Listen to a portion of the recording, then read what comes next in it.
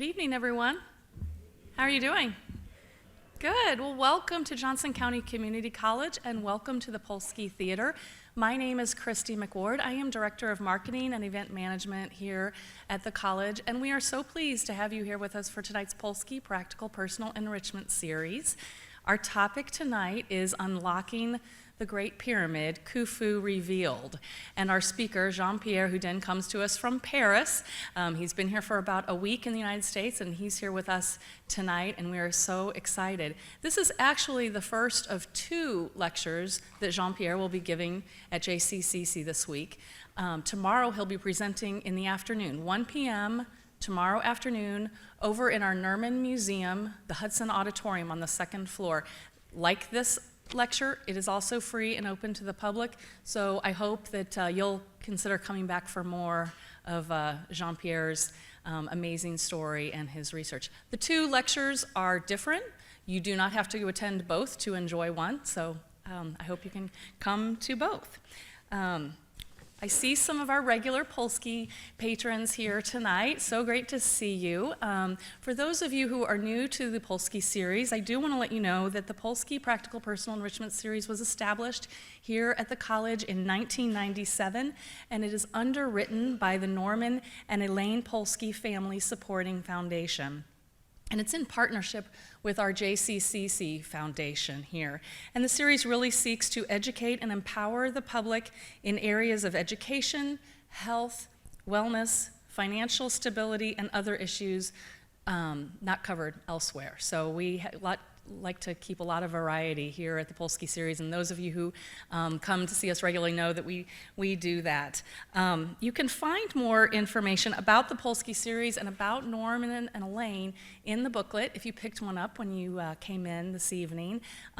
They were great philanthropists to the community and good friends to JCCC. In those booklets, you will find two cards. You will find a green card. And on this green card, we invite you to provide your feedback on the event. Let us know how you liked it, and let us know what other topics you would like to see us present here at the college and as part of the Polsky series. So many things that we do come because of your ideas, and we like to listen to you. So please give us your feedback and just hand these to the usher before you leave, and we'll get those. And also, I want to assure you, when you provide us your email address, we use that to tell you about upcoming events. We don't use it for anything else. We don't share it with others, and we respect that. So thank you for providing that. The second card in your booklet is a blue card. And the blue card is for your questions tonight. So after Jean-Pierre speaks tonight, there's going to be time for audience Q&A. But we're especially proud to have my colleague, Stacy Davidson. Stacy, stand up and raise your hand. Stacy is an instructor here at JCCC, and she is an Egyptologist. And she is the only Egyptologist in the Kansas City area. And so she is ours, and she is here tonight, and she's going to host a conversation with Jean-Pierre after his presentation using your questions. So again, as he is speaking tonight, you think of a question, please write it down on the card, hand it to the ushers, and they'll get it to us. And Stacy will get to as many questions as possible. I do want to give special thanks to Anna Page. Anna, are you here?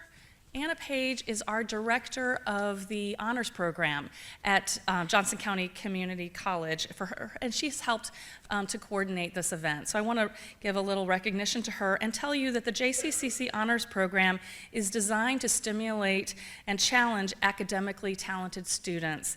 And they take honors coursework that includes community outreach, interdisciplinary courses, and leadership skills. And our honors program will actually be part of tomorrow's event in the Nerman Museum. Before Jean-Pierre speaks, our honors program students will be doing a showcase of their work in the atrium. So if you come to tomorrow, please take a look at that, and there will also be some Egyptian-inspired refreshments there. I don't know what that means exactly, but you need to come and find out, as will I. And finally, I do want to tell you that you can find more information about the Polsky series and learn more about our events on our website, and that is www.jccc.edu/Polsky series. So visit often and you'll find out more. Okay, it's almost time to bring out Jean-Pierre. I usually do the introductions of our speakers, which I'm always happy to do, but tonight I want to give that honor to one of our very special students here at JCCC. John Reeves really dreamed up the idea for this event. He saw a National Geographic documentary featuring Jean-Pierre Houdin and was fascinated by his work and his theory and made contact with him. They struck up a transatlantic friendship, and long story short, that friendship led to Jean-Pierre visiting us tonight. And he is here for 2 days with us. He's going to be speaking with other students and classes, and it's a real treat to have him here. So I want to give the honor of introduction to John Reeves. John is an automotive technology major here at JCCC. He is currently our Student Senate president, and he is founder of the American Veterans Research Project. Please help me welcome John Reeves.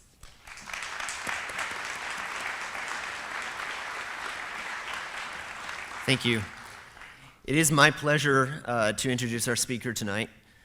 Jean-Pierre Houdin is a Paris-born architect. Back in 1999, his father, who was an engineer, suspected that the Egyptian pyramids may have been built from within.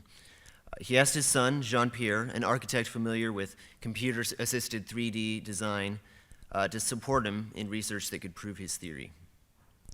From there, Jean-Pierre embarked on an unusual adventure to solve the riddle of building the Great Pyramid of Khufu with the internal ramp theory. From there, Jean-Pierre, excuse me, I already said that. Thanks to 3D simulations and animation, working in tandem with Dassault Systems, his theory was validated in 2005. 6 years later, research revealed the probable existence of two antechambers inside the pyramid and adjacent to the King's Chamber. A second ascending corridor would directly link these antechambers to an already known entrance on the north face. So for nearly 10 years, Jean-Pierre worked with Egyptian antiquities to carry out a scientific mission on site at the Great Pyramid using non-destructive technologies. In collaboration with two universities, he used two techniques, infrared and muon's radiography, to further his theory. Last fall, the Scan Pyramids mission was launched by the Egyptian Ministry of Antiquities, and this mission is expected to last more than a year and is coordinated by the Faculty of Engineering in Cairo and at HIP Institute of France. 2016 marks the 18th year of Jean-Pierre's research on this extraordinary pyramid, which is listed among the 7 wonders of the world and is the only wonder of the world still standing today that you can go see. He was featured in a National Geographic documentary and has co-authored a book, which from what I understand was on sale before tonight's lecture, and he will be doing book signings after tonight, so in the lobby, so feel free to go and talk to him and get your book signed. And those will also be for sale again at tomorrow's lecture. So we are very fortunate to have Mr. Houdin here with us tonight to personally share his fascinating theory and research with us. So please help me welcome Mr. Jean-Pierre Houdin.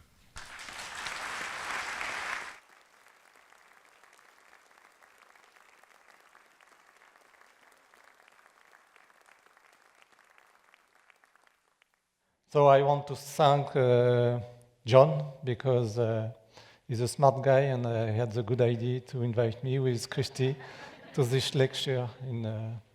I will say first that, as John said, the original idea was from my father. And in January 1999, after watching a TV show about the construction of the pyramid, he, as an engineer, said, "Oh, if I have to build a pyramid one day, I will build the pyramid from the inside." And this was the only things which began my work on the pyramids. And I quit everything, and for 17 years, I work only on the pyramids. So, as my father said often, he did 5%, I did 95% of the job, but without the 5% of the beginning, I won't be there tonight.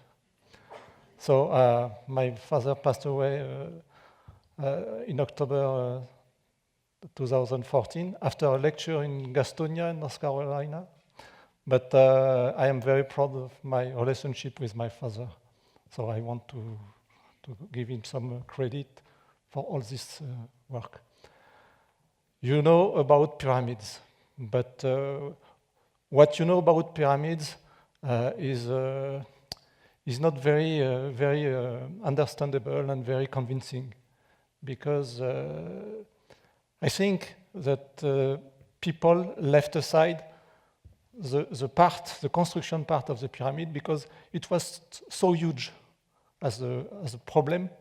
So they work on the digging, they work on the hieroglyphs and things like that.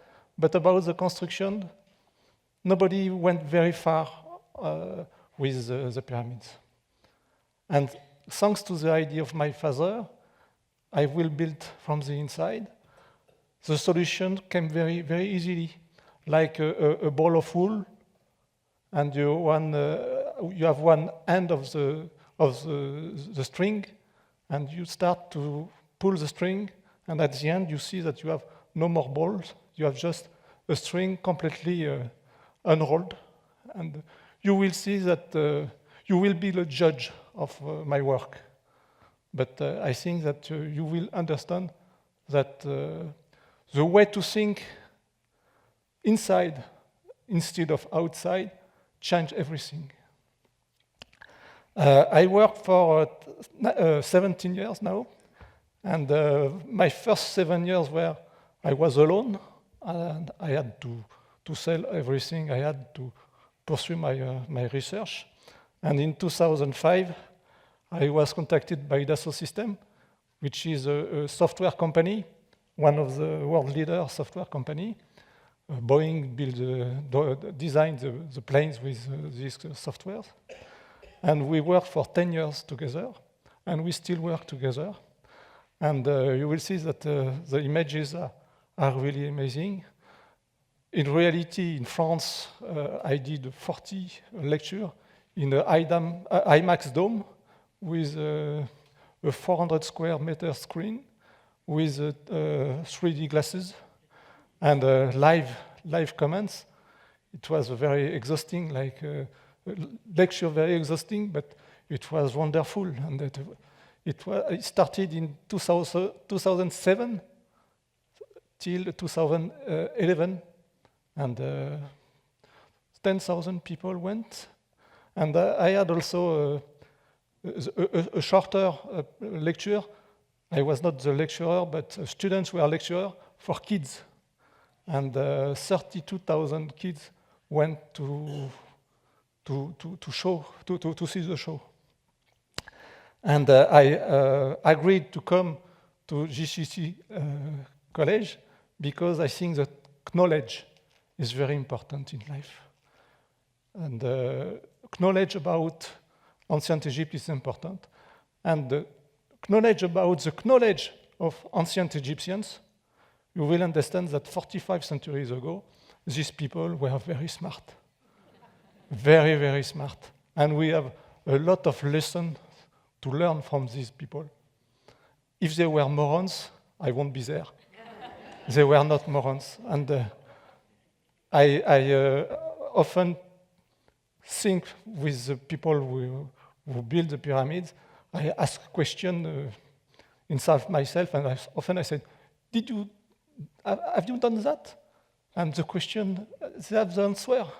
And they always had a very smart answer to problems. So we will go for a journey in the pyramids.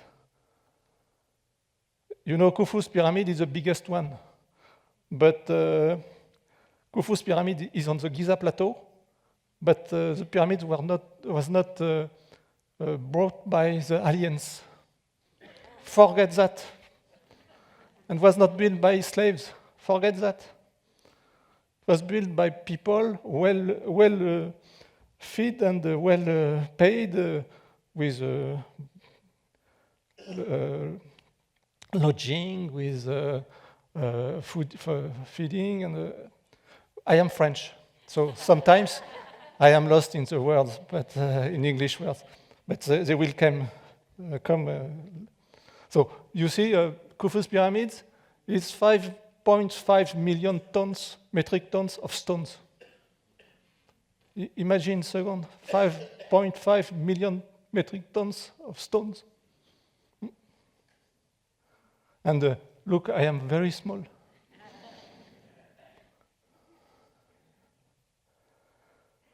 Before the pyramids, why you have pyramids in Egypt? This guy, his name is Jean-Pierre. It's a mummy, but it's a natural mummy. He is sleeping at the British Museum right now. You could on his shoulder and say, we go to a drink.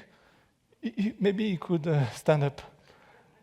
And when the first tribes arrived along the Nile River 5,000 years ago, they settled on the bank of the river, and they start to be settlers and to make farms and farming and to settle. And when you settle somewhere, you die.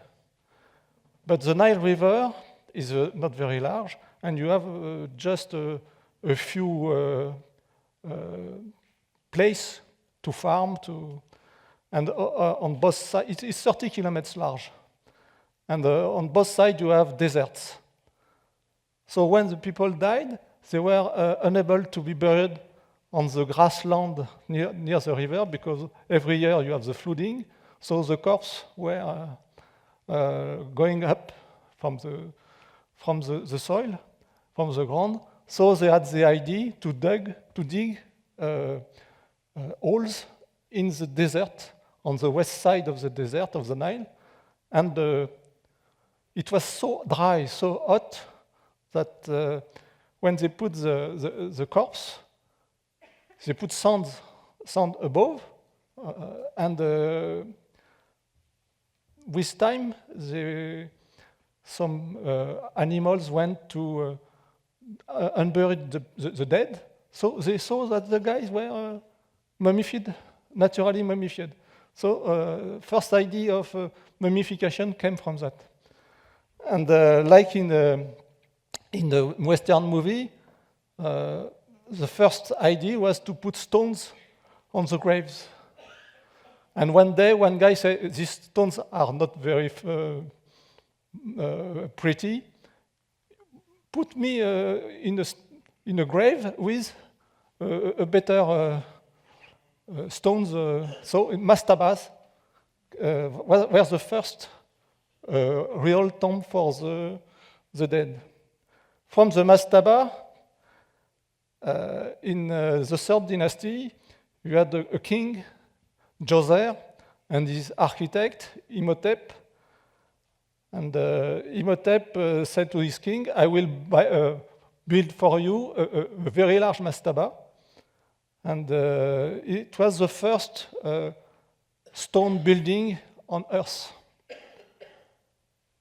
You will see his pyramid on the next.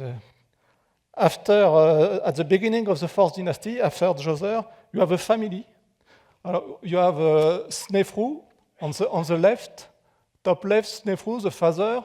In the middle, you have Khufu, the son. And on the left below, you have Khafre, the grandson. And you have the boss architect from this family. On the top, Emunu. And on the bottom, you have Ankef. These people carried 17.5 million tons of stone in 80 years. The biggest builder on earth.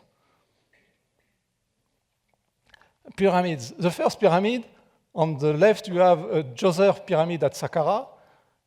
The stones are small and they are piled up like a cake, you know. And the tomb, the grave, is dug in a pit below the bedrock, deep in the bedrock, 30 meters in the bedrock. On the right, you have a Meidum pyramid, the first pyramid with a smooth face, and the grave, the tomb, is at the ground level, and the first time that a roof is built in the middle, in the core of the body of a pyramid. After that, you have the bent pyramid in Dashur on the left, and you can see that you have chambers dug in the bedrock and one chamber in the core of the pyramid. The next one, the bent pyramid is from Snefru, the father. On the right, you have the red pyramid, which is from the same king. And now you can see that all the funeral apartments are inside the body of the pyramid. This was possible because the architect invented the corbelling roof on the left. These are blocks of stones piled up with going narrower each layer after each layer. And this kind of roof can bear very high loads, vertical loads. No oblique loads, but vertical loads. And the second base of the pyramid is the blocks of the facing blocks, Tura limestone. It's limestone very white, very thin, and very soft when it is still in the quarry. Once you quarry the block, it becomes harder because you have a calcine which start to... This is a quarry near Cairo right now, and you see that the Tura limestone is very white and very smooth. These are tools and boats. You have the Khufu boat on the top, and you can see the hull, how the hull was worked with ropes, and these ropes are 45 centuries old. And on the right, you have a sled on which the blocks were carried. This one has a 10 metric tons load possible. Khufu's pyramid. Khufu's pyramid, as you can see, that all the apartments, except one in the bedrock, are very high in the body of the pyramid. You have in red you have the corridors. In green you have the corridors. In red you have the queen chamber. The name is not the real name of the chamber. The Arabic gives the Arabs gives this name in the Middle Age. You have a blue room. This is Grand Gallery. A lot of people have questions about this room. And on top, in yellow, you have the king chamber, the burial chamber.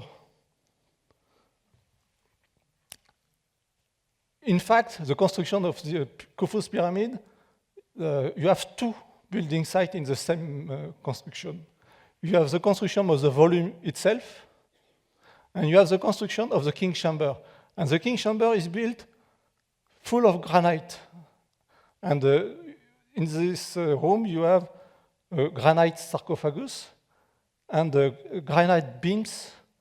It's the first time you have a room with a flat roof, a flat ceiling. And the flat ceiling is a big problem of the construction. So you have to imagine two separate problems in the same construction. One thing the Egyptians understood is that in any pyramidal volume, square-based pyramid volume, and you can make the calculation, at 1/3 of the height, you have 2/3 of the volume.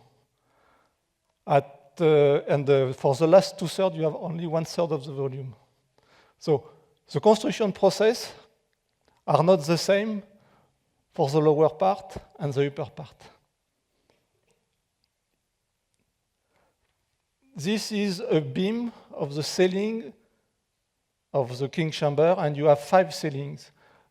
The beams are weighed between 30 and 65 metric tons. And these beams are not from the era of Giza. These beams were carried at Luxor, Aswan, and 800 kilometers south of Giza. So they have to brought 42 beams like this one from Aswan. And to quarry that kind of beam, you need 5 years, 6 years, 7 years. So you can't put the beams at the beginning of the construction. You have to start the construction of the pyramid and imagine a device to bring to pull the beams at a level where the pyramid will be 14 years after the beginning of the construction. All the theories you can read in books are based on the fact that pyramids were built from the outside. You have on the top the very large ramp. And when you look at the topography of the plateau, the only place to put this ramp would be like on this image. But the problem, you have the quarry at the same place. You have to choose between the quarry or the ramp.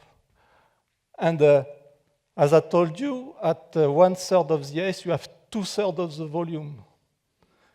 So with a small ramp, you can build 2/3 of the volume.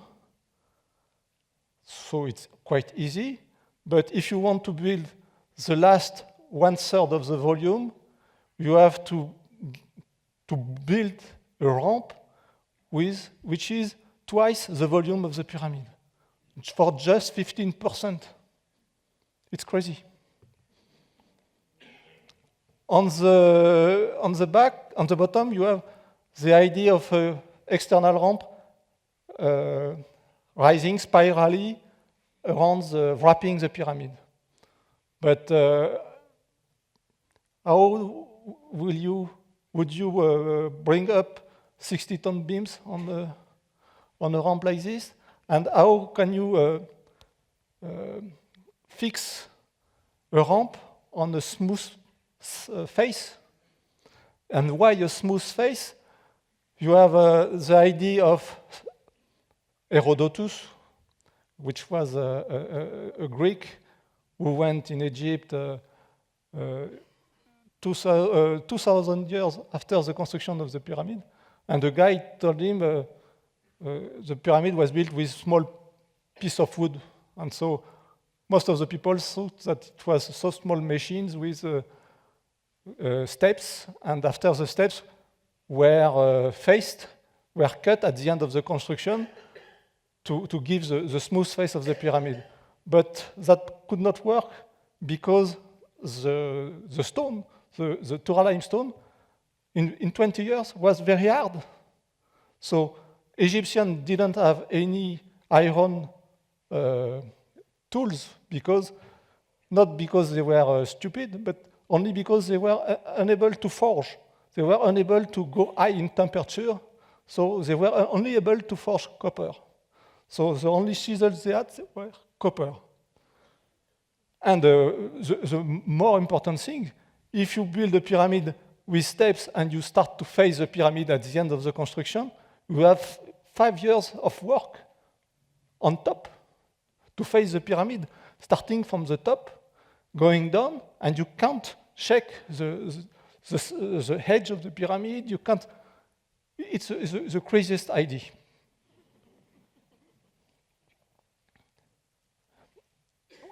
I have 3D.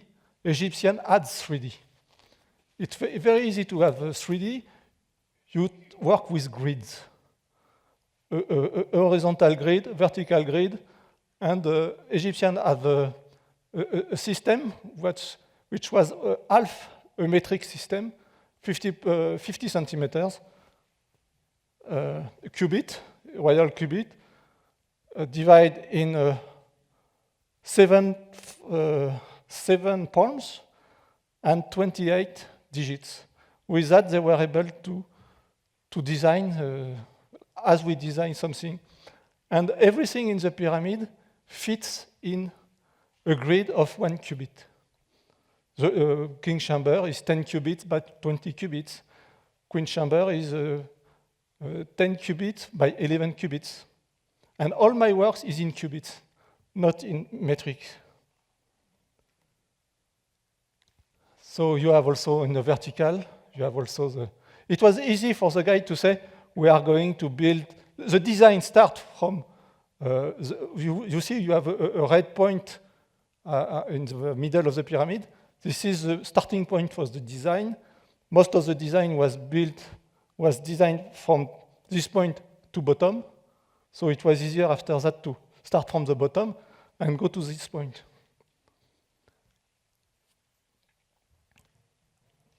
It was easy for them to design the pyramid. They had to find the north for the orientation of the pyramid, facing north for religious meanings, and they need also axis. So the north-south axis was the base of the pyramid to put the grid for the construction.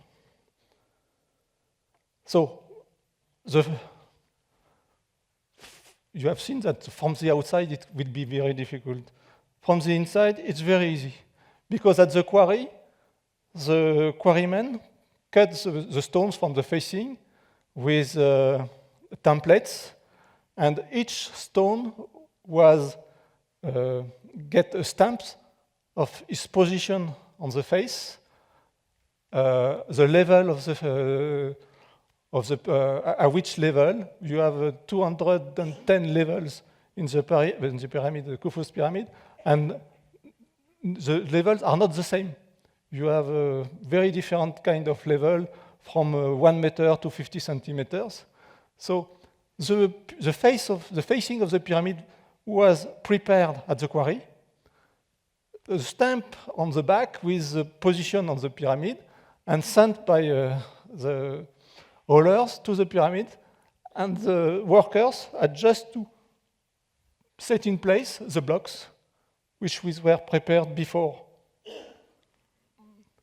So the pyramid is built with the facing blocks from Tura limestone, and you have a second belt behind the facing blocks, which is built with local limestone, quite well dressed, but you have only 20 meters, a thickness of 20 meters, and most of the pyramid is built and filled with rough blocks from the quarry. You don't need to have very sugar blocks to build the pyramid. Inside the pyramid, most of the blocks are just rough blocks. And I say often, if the guy had Coca-Cola cans, at that time, you should find Coca-Cola cans inside the pyramid. They had no Coca-Cola cans, but I am quite sure that you have a lot of pottery and things like that poured inside the pyramid. So the main step of my theory, building inside, this is at the 5th year. You have the shape of the pyramid, you have a short external ramp, and a very small ramp on the south face. And you can see that the ramp will rise with the pyramid. This is year 10, year 14, and the external ramp will not go higher than this level. And this ramp is 325 meters long. It's a very short ramp. And you can see also that from the base, from the small ramp, you have an internal ramp starting from the base. It's very important that this ramp starts from the base too. Year 14, 15, year 16, you have the external ramp as a prolongation inside the body of the pyramid. You can see a second spiral ramp in a trench in the body of the pyramid. And at this level, you are at half the height of the pyramid. The pyramid is 146 meters high, and at this level, we are at 70 meters high. It's very important to see. This point is very important. At this level, the king's chamber is built also, and the trench is filled. And from that time, Egyptians were not wasting anything. The ramp, the external ramp, is built with the same blocks as the pyramid. So now they have a lot of blocks stored inside this ramp. So the dismantling of the ramp begins, and the blocks from the ramp are all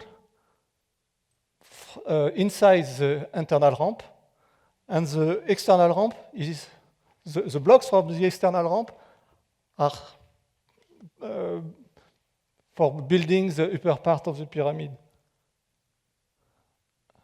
At the end, you have no waste, everything which was quarried is inside the pyramid. And the facing is done. You don't have to come back to make the facing.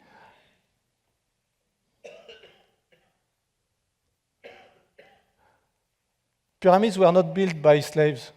They were built by workers, skilled workers, and also peasants, farmers, coming from during the flooding of the Nile, because for 3 months, 4 months a year, the Nile, the fields along the Nile were flooded, so the guy had no work.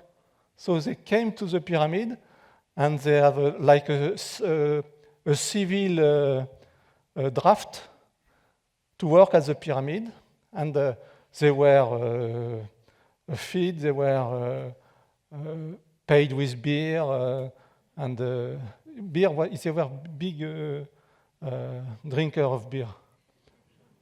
Yes, yes, and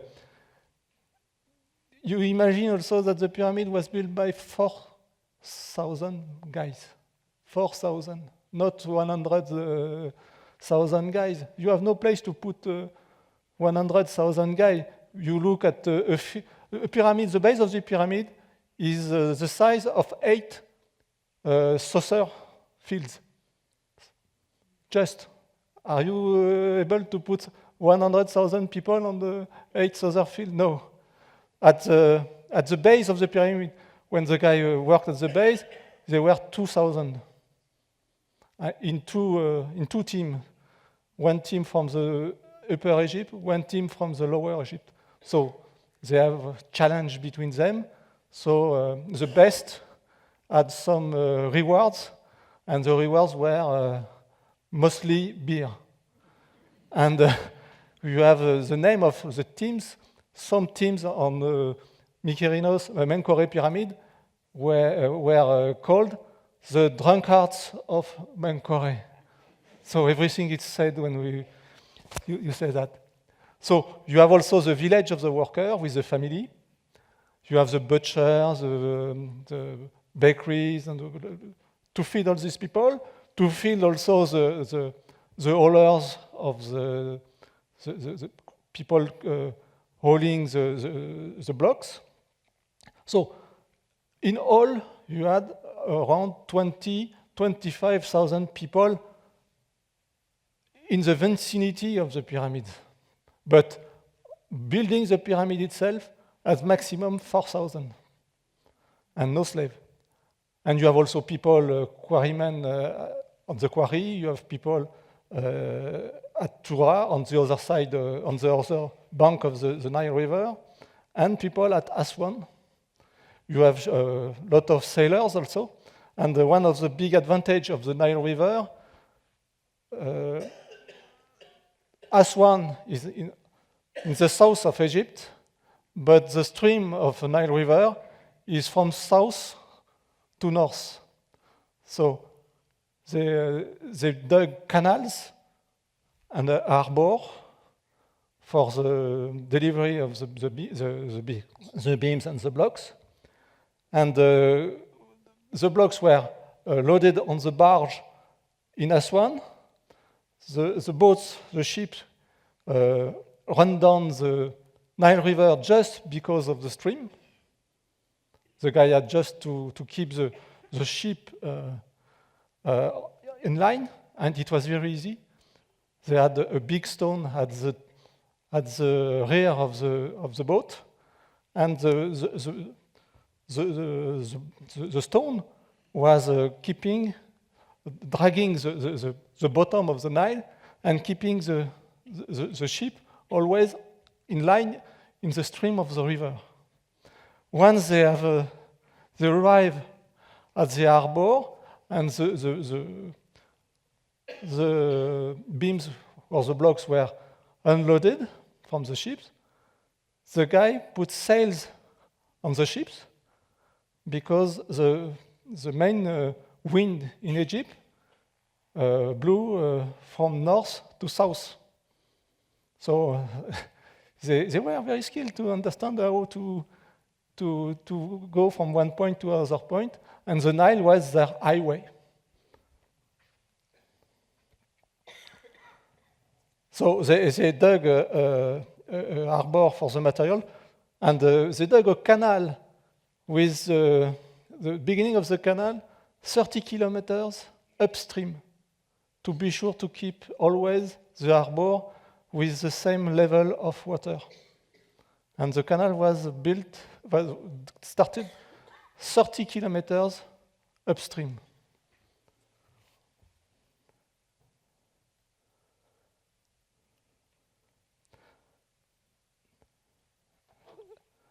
Il y avait vidéo.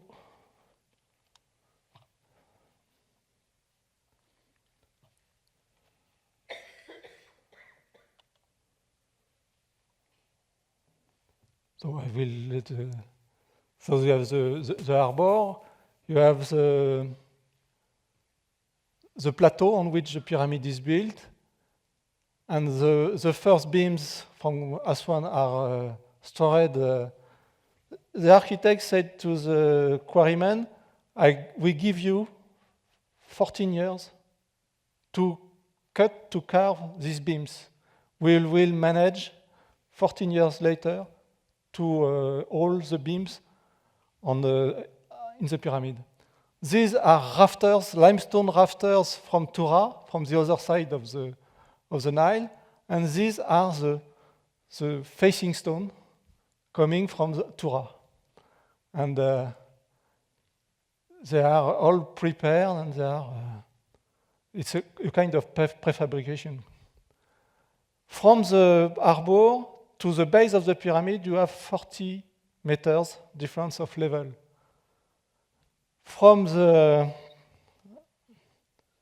And the pyramid itself is 146 meters high. So you have the topography of the plateau, and you can see that you have the harbor, the pyramid on the top of the image. You have a cliff on two sides of the pyramid, and you have a pass going up on the plateau with the first quarry. And you can see as the construction of the pyramid rise, the first ramp from the port to the base of the external ramp. This is 40 meters, 42 meters difference of level. And after that, you have another 40 meters difference of level to go to the level of the King's Chamber construction, where the beams will be used.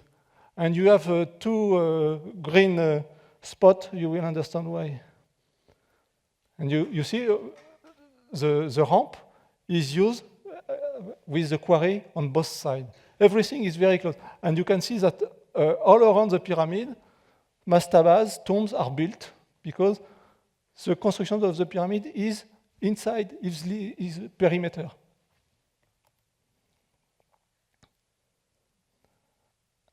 So year 5, level plus 7 mètres.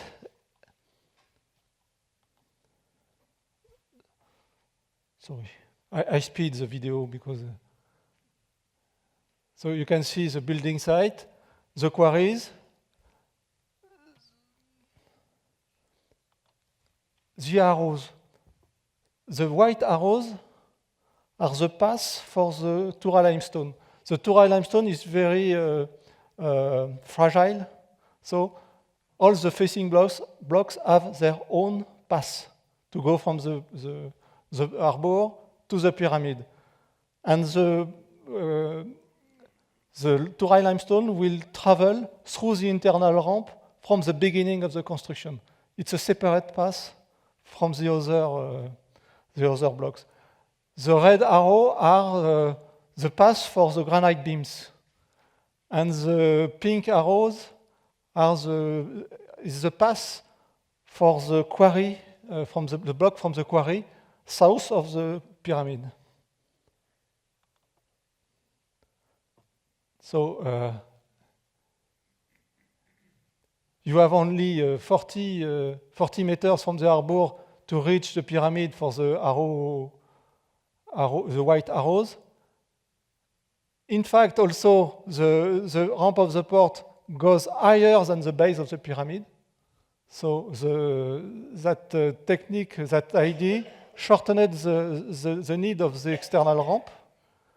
And you can see also that the external ramp is built in two parts. When, like on a highway, when you have works on one side, everybody goes on the other side. So level after level, you change the lane.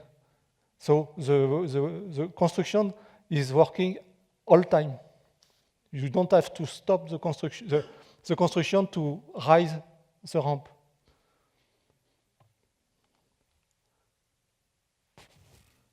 And you can see also that the pyramid was built in its own quarry. So they spare 200,000 cubic meters of stone. And the white spot in the middle is a part of the plateau kept for the... This is a small ramp. Later you will have the internal ramp starting from this point. And you see also that the facing is done. You don't have to come back. You can check if you have to make some correction, you can check the correction because you are free. Your edges are free, the axes are free, the diagonals are free, so you can check the rise of the pyramid. You see also the second belt. Nowadays, the pyramid, the Khufu's pyramid, has no more the facing blocks. The only blocks you can see on Khufu's pyramid are these blocks, the second row of the blocks. And inside, you see just rough blocks, filling with rough blocks. It's a very, very spare of time and the work because you don't have to cut the... So you have in fact, all the corridors, rooms, are built on a small, I call that the island. It's a circle with nice blocks, well calibrated blocks. So it's a foundation, but it's a very thin foundation. So in the pyramids, in Khufu's pyramid, if you have something to find, you can only find this on this part. You are not going to look other parts because you have no foundations.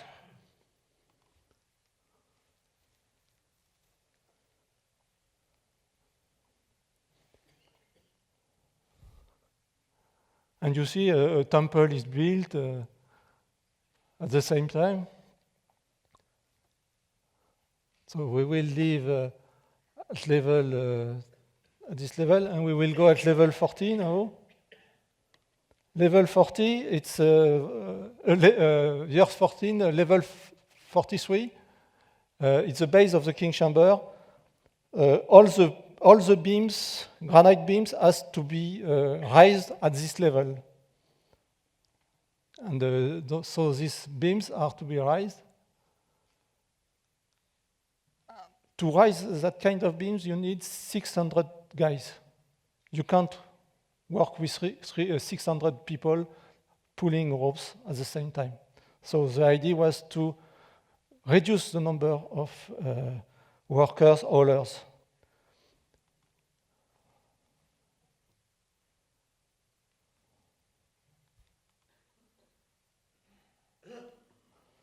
So they had the good idea to work with counterweights.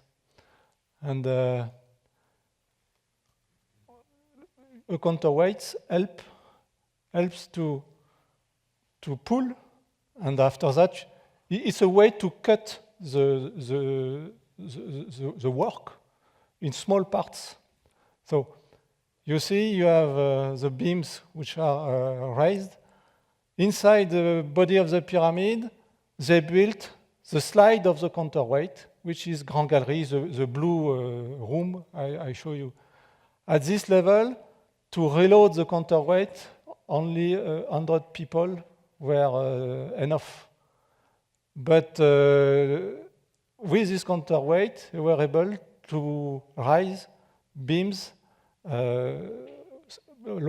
weighing 60 tons.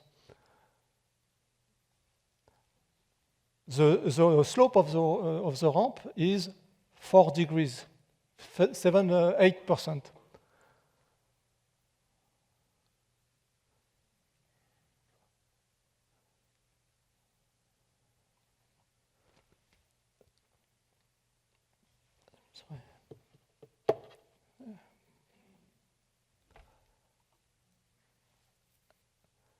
So you see you have a beam on a sled with rollers under the sled. And for the first section of the hauling, Egyptians dug a slide in the bedrock of the plateau. And this slide is still in the plateau, but below Khafre's pyramid. We have clues that this slide was there. And once the beam came to the base of the external ramp, the beam was rotated for 80 degrees and was pulled by the counterweight inside the Grand Gallery. You have a system of rope to ease the friction. They had logs, wooden logs. I can't go deep on the explanation because it's too complex, but it was easier. And you can see also that when they built the King Chamber, other workers were able to continue the construction of the pyramid. At year 16, level plus 45, this is the construction of the King Chamber. You have 5 ceilings plus a roof, a rafter in Tura limestone. I won't explain why tonight, but tomorrow you will know why. For the people coming, you will understand why you have 5 ceilings. It's linked to the fact that the chambers roofed with corbelling cannot bear the oblique loads. But that is for tomorrow. You see, you have small pyramids built around. You have the quarry, which are quite finished now.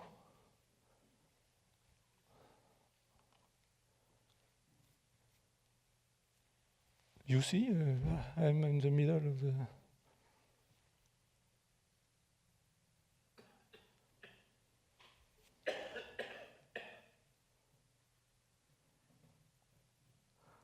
we will go to... I will cut the pyramid in 2 parts. Cross-section, and you will see what's inside.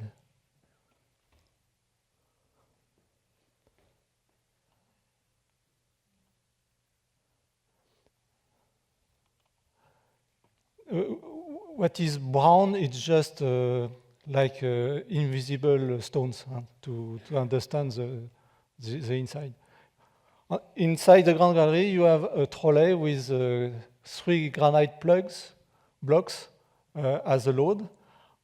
On the other side, on the south, you have a platform to carry the beam. And when the counterweight slides down, the beam on the other side rises up. And on the top of the pyramid, you have 200 guys, only 200 guys to rise this pyramid. And at this level, with the slope of the ramp, you need 1,000 guys.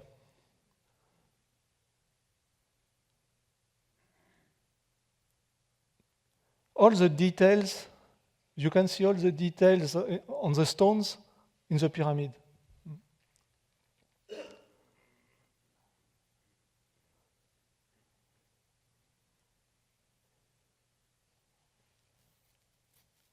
And the pyramid is built layer after layer.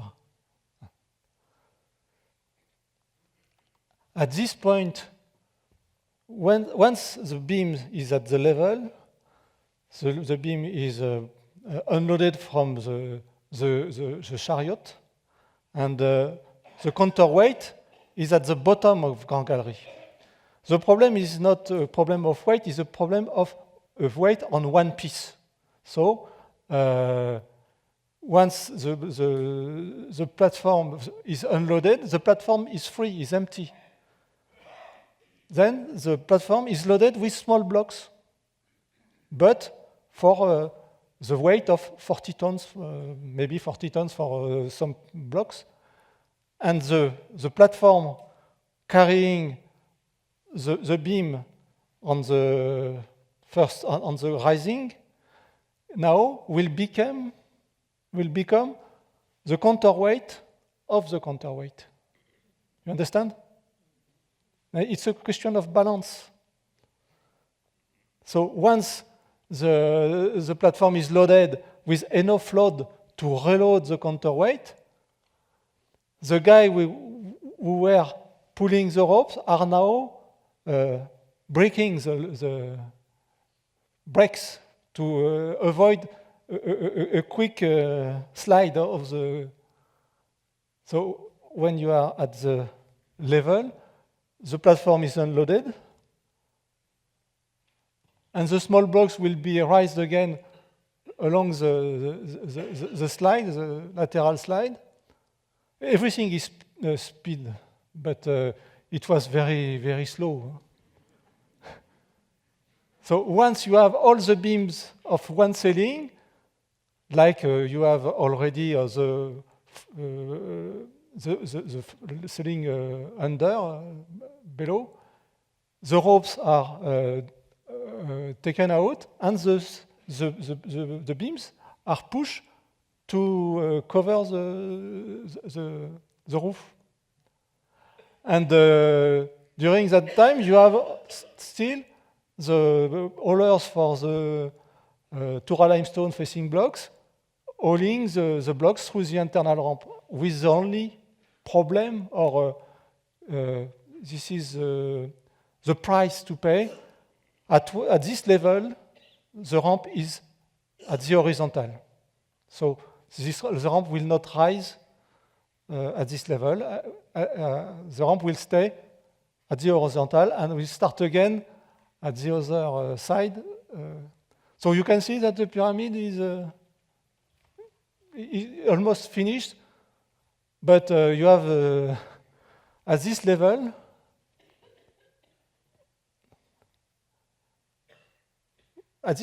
you have 85% of the volume built. But at the beginning, I told you that at 1/3 you have 2/3 of the volume. In fact, the Egyptians were able to go 70 meters, 85% of the volume, with a large ramp, but a small ramp, external ramp. Now the problem was to build the 76 meters left, but only 15%. And it was the internal ramp, which was built as the pyramid rised. And the ramp was very thin, just 3 cubits, like 1 meter and 50 centimeters large, very small, but with 2 levels. Lower level, the guy pulled the sled with the blocks, and the upper level, the guy came back, hands in the pocket. And each team was working on one section of the ramp. You have 21 sections, from one room to another room, and making round trips all the day.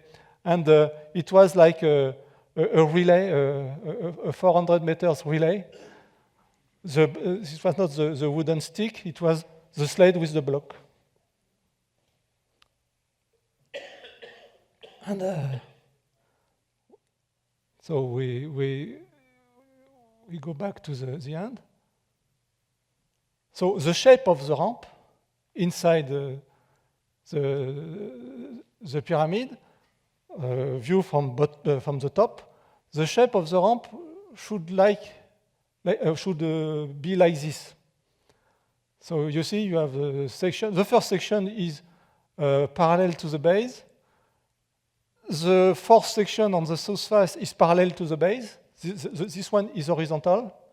The other are on an incline because they are always parallel to the face. But as the face become smaller, shrinking, the shape is a spiral, the shape of a spiral with this shape. In year 2000, 2 years after starting my work on the pyramid, I learned that a French company did a microgravimetry survey on the pyramids in 1986. So I asked for a meeting with the people having done this survey, and with my father we went to a meeting in September 2000. And when we showed the diagram of the ramp, the guy said, there is something strange because when we did the survey, we were looking for a room, but we didn't find any room. And but we found an anomaly where we were unable to explain the anomaly because it was strange. And it was lower density. So we know the density of the stone, of the granite, of the Tura limestone, local limestone.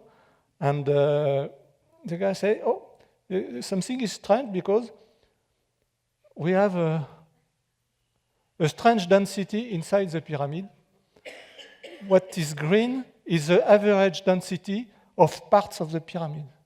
And when you look at my diagram and you look at the drawing, it's quite, I won't say amazing, but it's questioning, asking, why this shape? And the guy said, you avoid this shape inside the pyramid. So for me, it was a good answer and a good.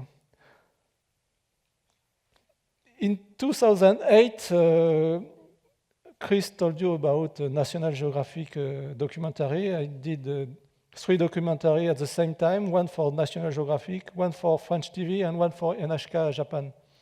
And as I was not an Egyptologist, I didn't get the authorization to climb the pyramid, but my friend, the Egyptologist Bob Breyer, was get the authorization, so he climbed to this notch. This notch is quite strange because it's just blocks which were robbed by the.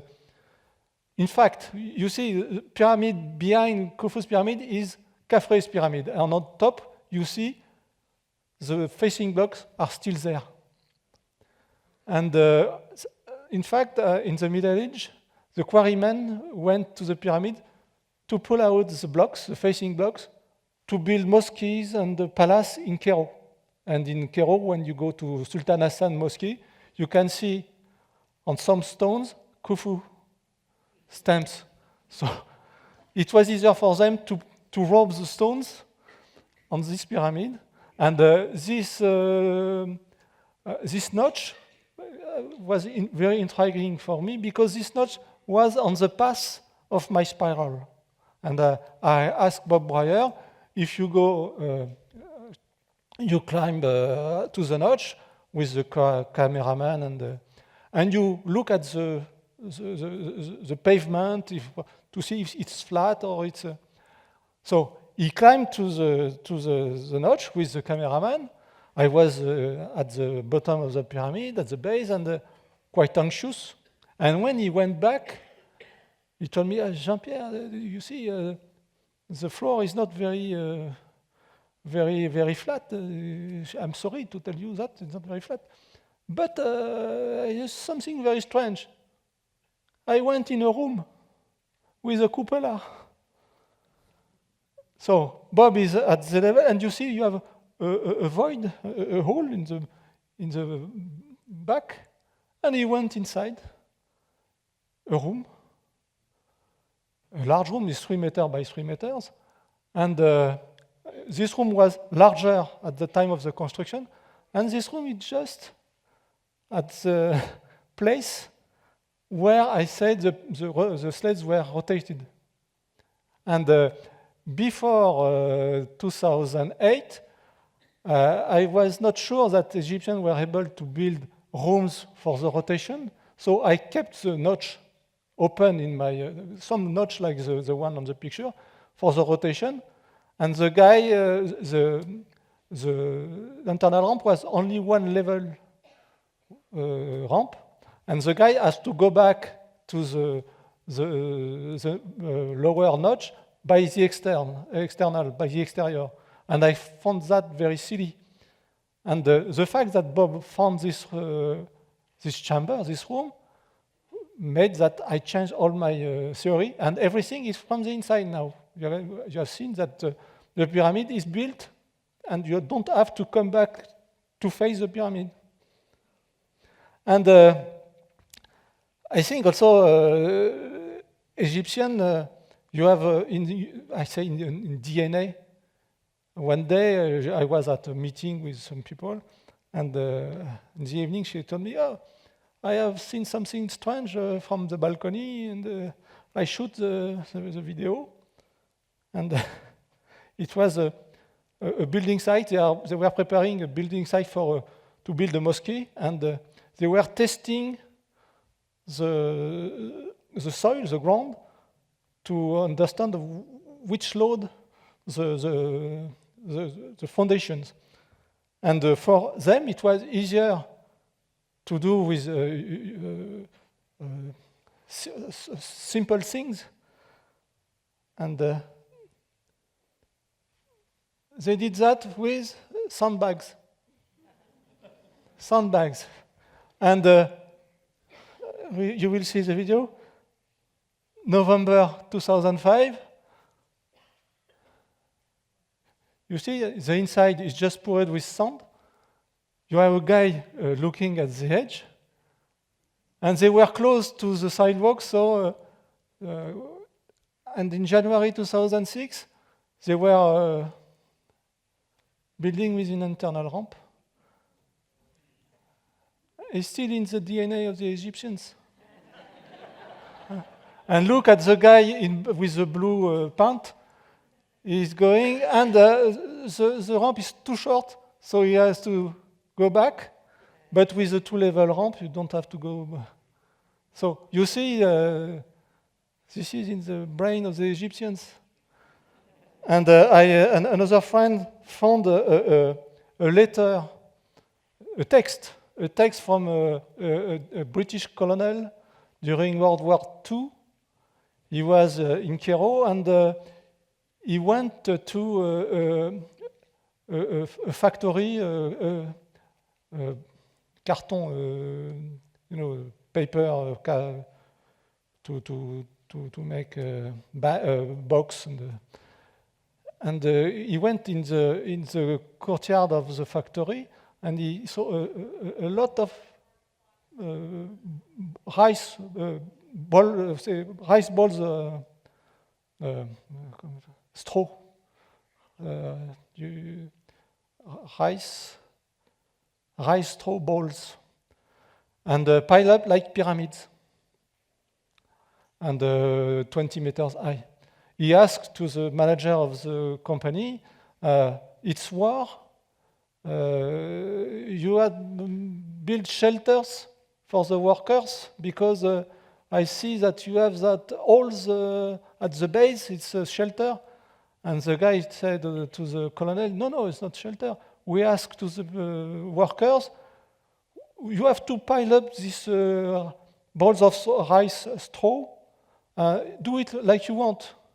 And the guys did that with an internal ramp, rising in zigzag inside the... So it's in the mind of the Egyptians. And the guy wrote in the journal, JEA is a journal of Egyptology in Egypt, and he asked to the Egyptologist, could you tell me if it's not the best way to build the pyramids?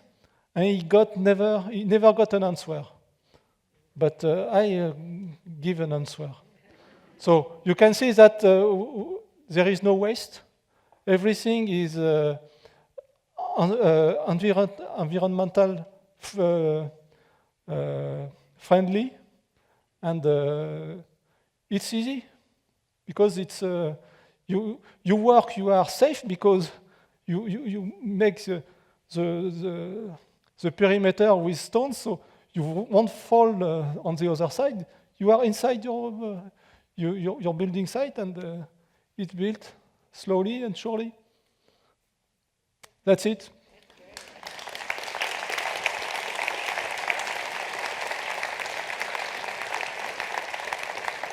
You can go to this website. It's a friend who has a blog, and you have a lot of...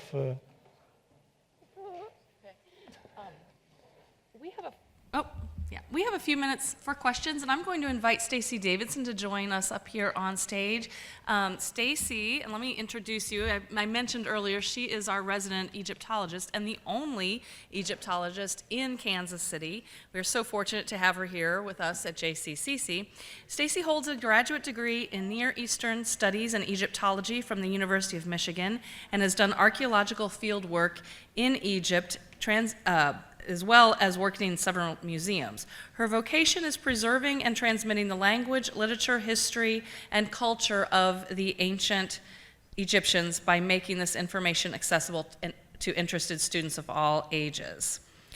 Next month, Stacey will co-lead an international study trip that will focus on Egyptian and Near Eastern objects, collections, and monuments in London, Oxford, and Berlin.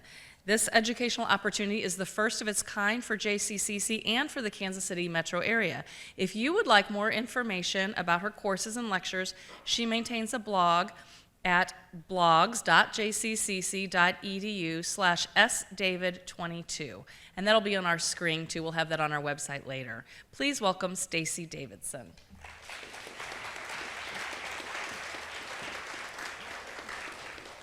Thank you, and thank you all for coming tonight. This has been such an exciting presentation. We are truly honored to have Jean-Pierre come to speak to us. I'm sorry for my French, English. Well, I think we could all understand, and the visuals were wonderful as well to help illustrate. So thank you. Yes, another round of applause, please. So we do have a few questions. The first question we'll start with is that at the beginning, you mentioned some of the other pyramids that were built before Khufu's pyramid, like the bent pyramid and the red pyramid. The question is there any evidence for internal ramps in those pyramids or at the other two pyramids at Giza? All the large true pyramids of Egypt from the 4th dynasty are built thanks to an internal ramp. The path of the internal ramp could be different from one pyramid to another one.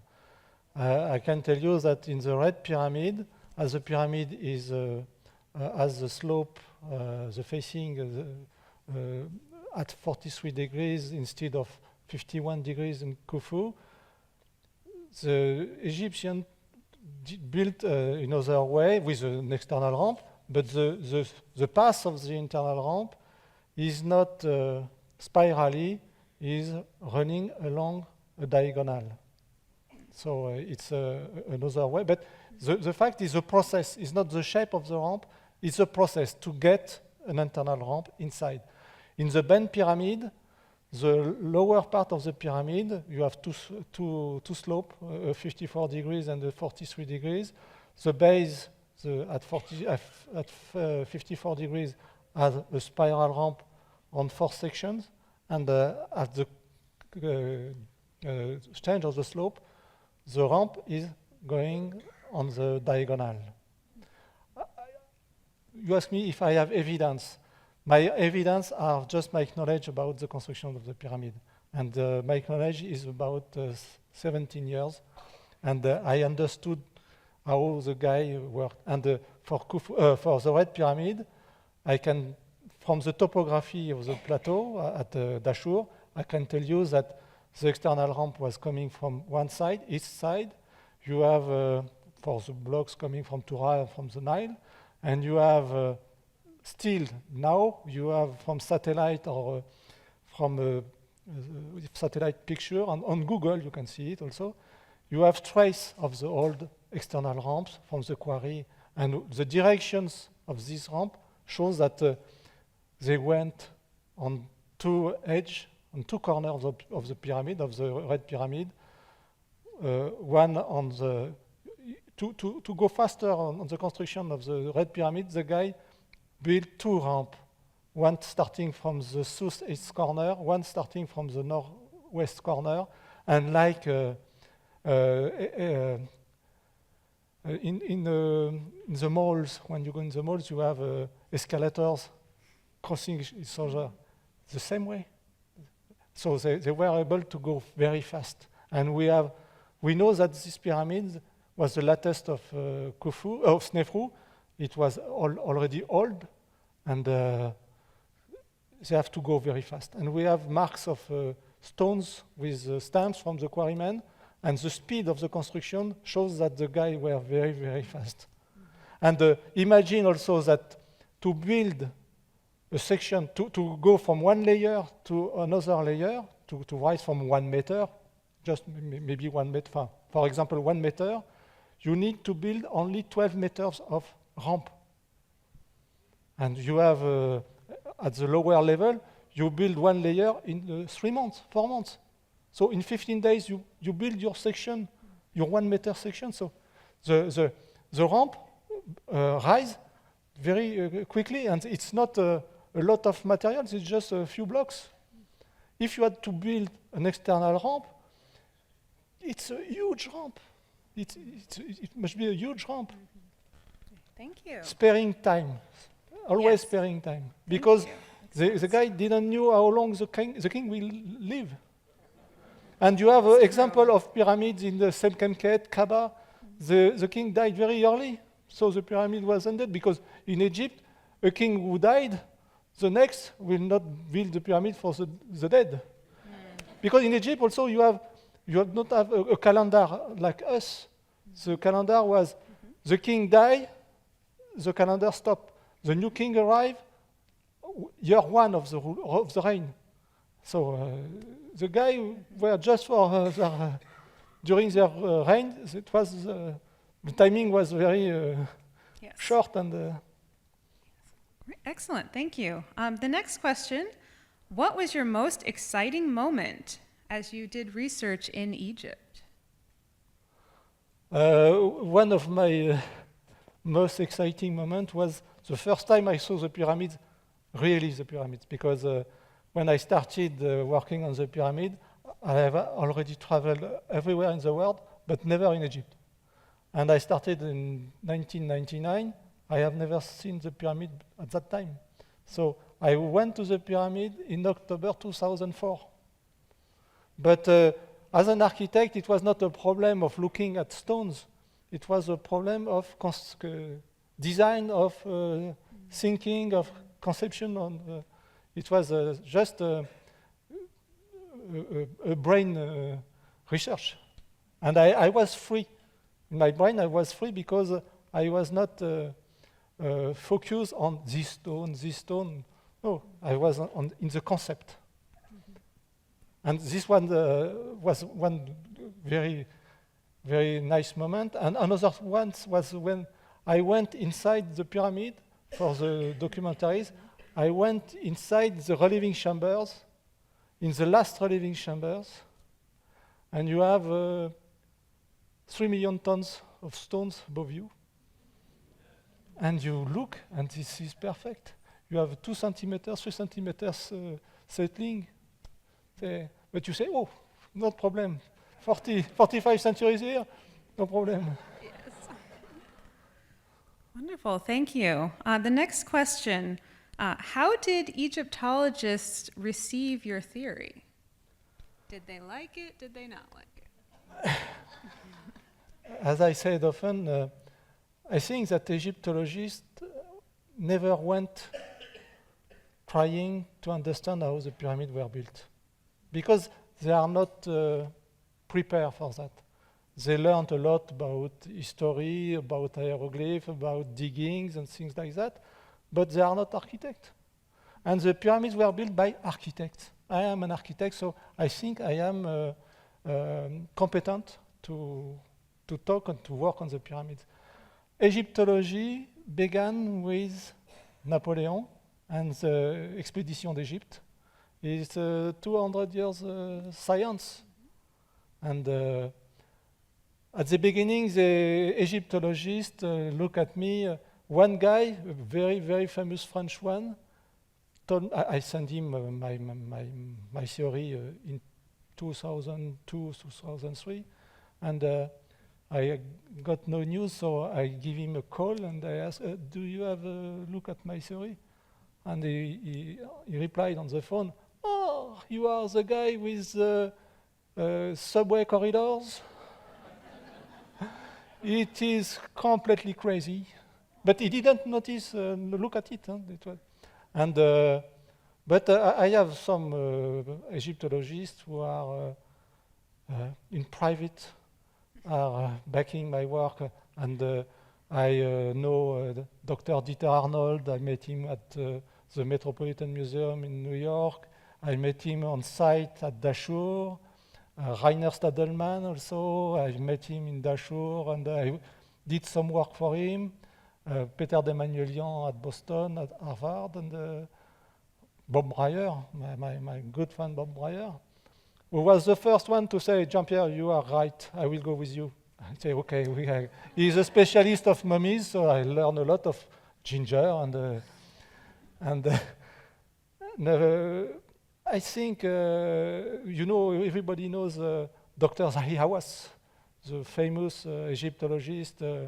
I know him well. He wrote a foreword for one of my books, and when President Obama went to Cairo in 2008 or 9, he went to the pyramids, and at the end of the trip, he asked Dr. Hawass, Doctor, but my question is, how the pyramids were built? And Dr. Hawass said, the only question left is to understand if the ramp was spirally outside or inside, like the French scholars say. I say, it's okay. And he wrote about my theory in the book, but this guy has a big ego.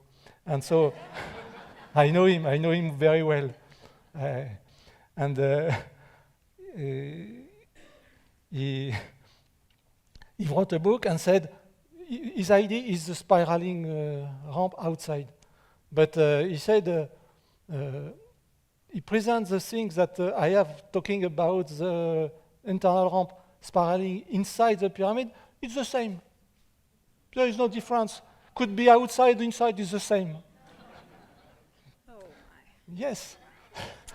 The only problem with Dr. Hawass, in 2005, I've prepared a big file, an application for a survey. I had big companies with me. I have Thales for the radar. I have a French university. I have a lot of seven techniques, and I have a file thick like that with Arnold and Stadelmann as supporters. But he never took the file. But I think he missed the train that day, because the train is running now. If you want to know more about the pyramids, you can go to, maybe you learned about on TV, on the newspaper, on the internet. You have a mission running right now called Scan Pyramids. If you go on the internet, Scan Pyramids, this is a mission, a long mission, because this mission will last for 1 year, maybe more. And I will tell you about this in a few months. Okay, thank you. I think we have time for one more question.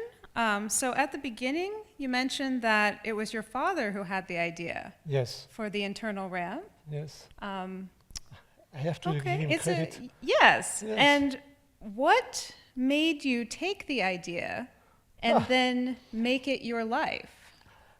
You see, I will turn 65 in 2 months. But I think that life is very short. I understand it's very short. But all my life, I did what I was willing to do. And I always worked by myself. I was a private architect. And I am married with my wife since 45 years. So you see, we have, and we are always together. And in 1996, she told me, 2 years before, 3 years before, she told me, we have everything. If we keep going on like that, we will die before we have made something else. You are a good architect, we have money, we have everything. We have to stop everything and to start a new life. I said, yes, I was 48 and 45. And I say, okay. And I stopped my job, and I have a little money aside. And we went to New York for one sabbatical year in New York. And in 1996, 97, it was the beginning of the 3D drawings. It was the beginning of internet. I understood at that time, I understood that this will change the world. So I said, oh, internet will be good. 3D design will be good for me.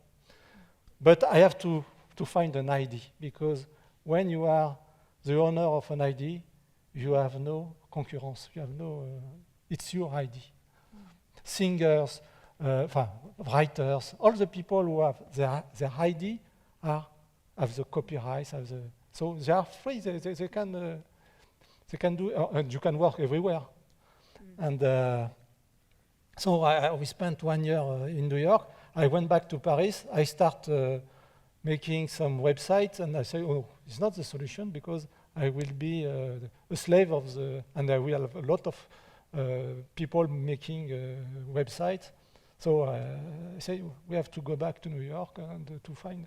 And one day my father sent me, give me a call and say, oh, I have an idea of the pyramids. And I say, you're boring with your idea.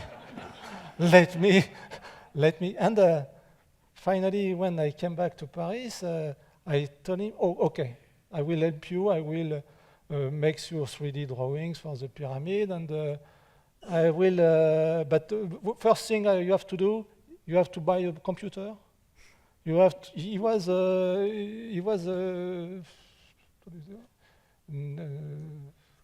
78 old, so he learned computers. He learned writing emails, and he keep.